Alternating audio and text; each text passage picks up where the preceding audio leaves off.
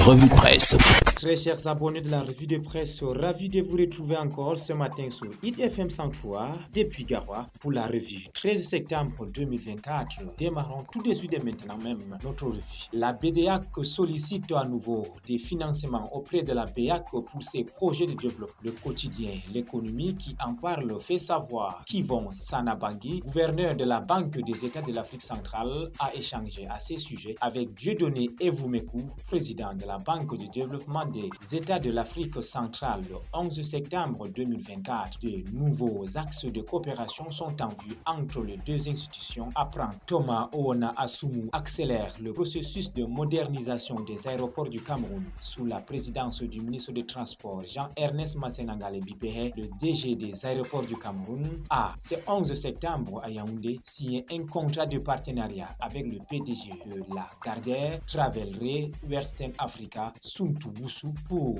le top management des infrastructures aéroportuaires, la conception et l'exploitation des boutiques Duty Free des aéroports internationaux de Douala et Yaoundé-Simalène vont permettre la diversification de revenus, l'offre de services et produits de qualité et la création d'emplois. Cette information est détaillée dans les colonnes de la météo. Le soir de ce matin traite de cette même actualité et fait savoir que la signature du contrat de concession entre les deux institutions qui vise le développement des boutiques duty-free des plateformes aéroportuaires de Yaoundé-Simalène et de Douala s'est déroulée mercredi dernier dans la salle conférence du ministère des Transports en présence du ministre Jean-Ernest Massenangale Bipéhe. Parlons à présent de la coopération financière que le quotidien Econews présente comme la clé de l'essor de la CEMAC sous les ors de Yaoundé, au cœur du siège de la Banque des États de l'Afrique centrale. Une rencontre stratégique s'est tenue le 11 septembre 2024. Les responsables de cette institution phare et ceux de la Banque de développement des États de l'Afrique centrale ont uni leurs forces pour tracer le contour d'une coopération renforcée. Pour le journal de Pascal Dibamou, l'objectif est d'impulser le développement économique de la zone CEMAC. Les discussions empreintes de cordialité et de détermination ont porté sur les mécanismes de mobilisation des ressources auprès de la BEAC afin de soutenir les initiatives de développement de PDA. Une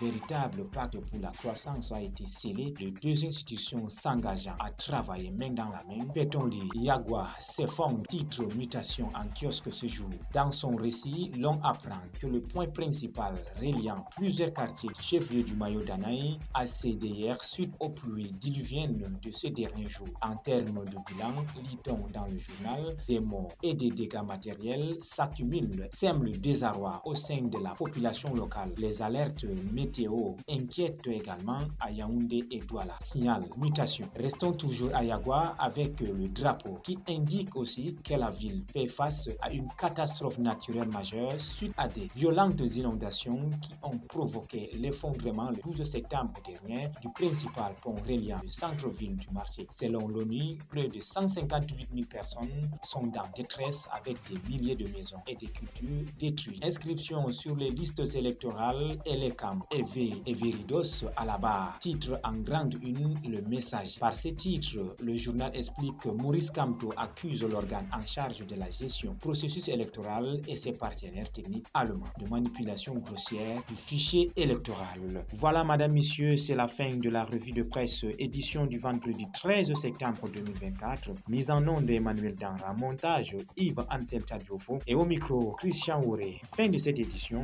restez connectés sur la 103 FM émettant depuis Garoua. Nos programmes se poursuivent. C'était la revue de presse.